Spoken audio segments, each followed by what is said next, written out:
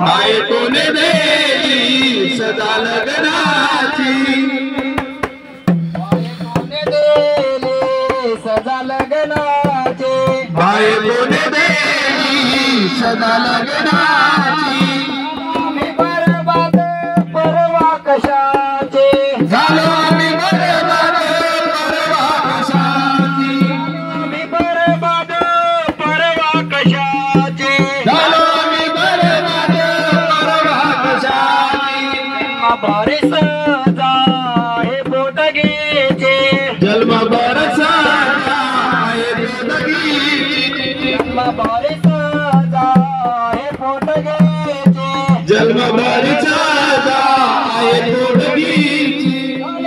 रांगोळी अम्मा जीवनाचे झाली रांगोळी अम्मा जीवनाची रांगोळी अम्मा जीवनाचे झाली रांगोळी अम्मा जीवनाची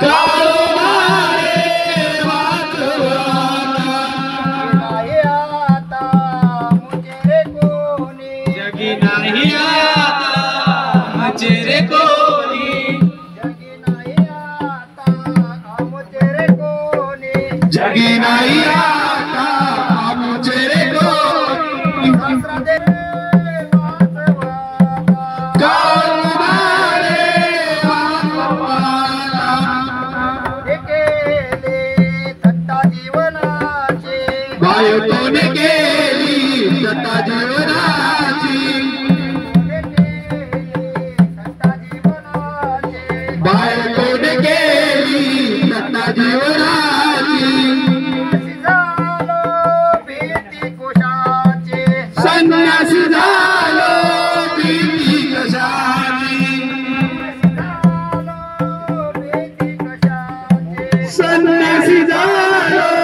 भीती कशाची नमस्कार, मी कारभारी रामदास कुकलारे, पत्नी पीडित आश्रम सदस्य,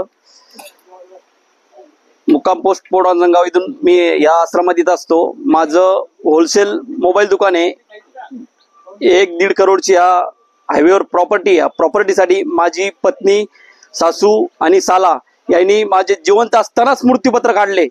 त्यासाठी मी न्यायालयात, शिल्लेगाव पोलीस स्टेशन, ते एवढं हरामखोर आहे, आतापर्यंत 50 अर्ज करून सुद्धा मला शिल्लेगाव पोलीस स्टेशन न्याय दिलेला नाही.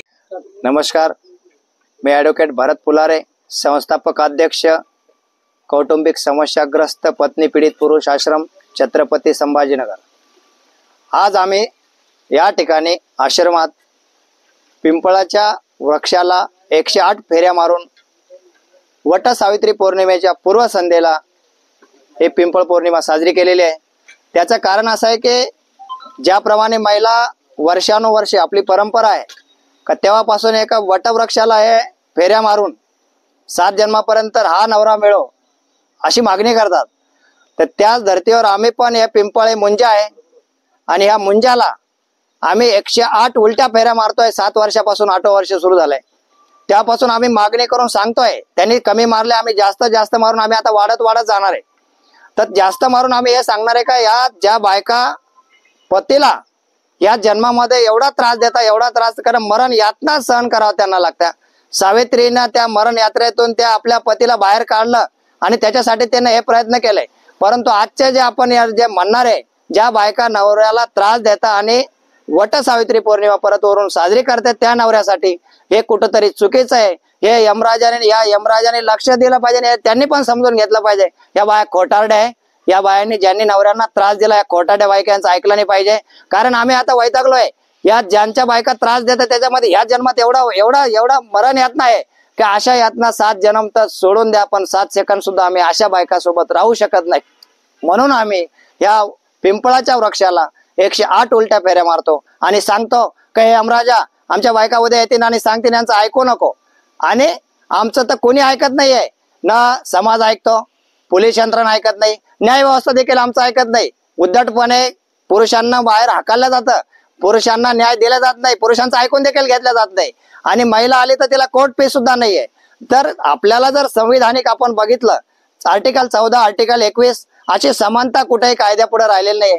म्हणजे त्याचा अर्थ असा आहे का कायद्याचं राज्य नाही राहिलं असं मला वाटतं. बाकीचं तो का दुसऱ्याला काय वाटत असेल, पण मला असं वाटतं का आज कायद्याचं राज्य राहिलेलं नाही आणि ते संपुष्टात येत आहे. आणि असं जर झालं तर नक्कीच पुरुष जात ही धोक्यात येईल. पुरुष जातीला हे धोक्याचं संकेत आहे. आणि जे काही पुरुष आहे, जे काही शासनात देखील राज्यकर्ते त्यांनी देखील हे समजून घेतलं पाहिजे का धोक्याचा संकेत आहे.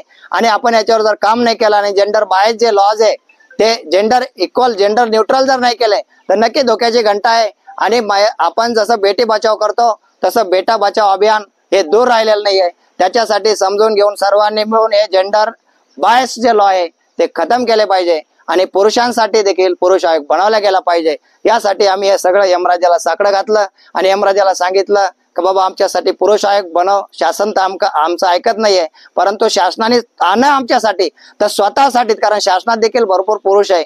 त्यांनी आणि नुसतं पुरुषच नाही, एक महिलांवर देखील कारवाई करून महिलांना देखील परेशान करते.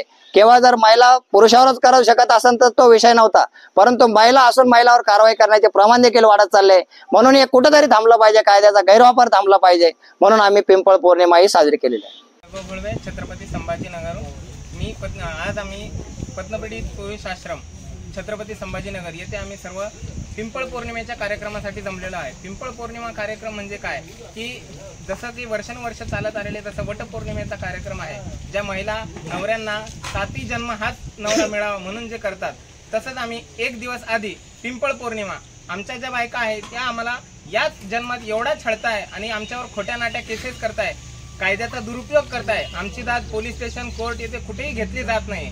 या सगळ्या गोष्टींचा कुठेतरी थांबलं पाहिजे आणि आमच्यावरचा अन्याय जो आहे तो कुठेतरी थांबला पाहिजे. त्यासाठी आम्ही पिंपळाला 1 दिवस आधी, वटपौर्णिमेच्या 1 दिवस आधी पिंपळाला 108 उलट्या फेऱ्या मारून आम्ही पिंपळाला मुंजाला साकडं घातलंय की हे यमराजा मुंजा आम्हाला आहे ना, या बायका 7 जन्म काय 7 सेकंदही नको अशी आमची मागणी आहे. तसे पुरुषांसाठी सुद्धा कायदे पाहिजे, म्हणजे कायद्यासमोर सगळे समान पाहिजे.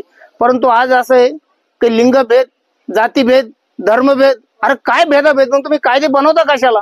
मग तिथे जे लोक बसले कायदे बनवणारे, त्याच्यासाठी आम्ही बी तिथे भरपूर वेळा जायचा प्रयत्न केला, परंतु आमची जी संख्या आहे अजून ती थोडी कमी पडते, म्हणून आम्ही तिथे पोहोचलो नाही. परंतु कायद्यामध्ये कुठेही असं लिहिले नाही की प्रत्येकाला वेगवेगळा भेदभाव करा. तरी घटना सगळं दुरुस्ती किती वेळा यांनी केली, परंतु कायद्यात अशा पळवटा काढून ठेवला ते कायद्याचा बट्टेबोळ करून टाकला. आणि अशीच जर लोकशाही चालत राहिली तर बेबंदशाही यायला वेळ लागणार नाही. याच्यापूर्वी अनेक वेळा अशी लोकशाही आलेली आहे, त्याच्यानंतर हुकुमशाही आलेली आहे आणि आता परत लोकशाही, तिला 75 वर्ष झाली. एक सभ्यता 100 वर्षापेक्षा जास्त टिकली नाही. इंग्रजांनी जोर लावून पाहिला तरी टिकली नाही. अजून 75 वर्ष हे जर असंच चालत राहिलं, हे जर सुधारले नाही, असे जातीभेद, धर्मभेद, लिंगभेद करत राहिले आणि लोकांमध्ये फाटाफूट करत राहिले तर सगळे लोक एकमेकाच्या विरोधात जाऊन ही लोकशाही संपून जाईल. त्याला जास्त वेळ लागणार नाही.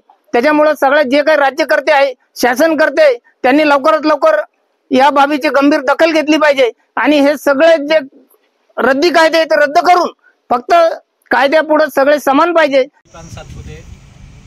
आज इथं पत्नी पीडित पुरुष आश्रम या ठिकाणी पिंपळ पौर्णिमेच्या औचित्याने मी सांगू इच्छितो की खरं तर पुरुष म्हणजे पुरुष असतो, स्त्रीसाठी आनंदाचा उरूस असतो. पण ही स्त्री जिला आपण आतापर्यंत अबला समजत होतो, ती कायदा आणि सुव्यवस्थेच्या जोरावर पुरुषासाठी अबला न राहता बला झालेली आहे.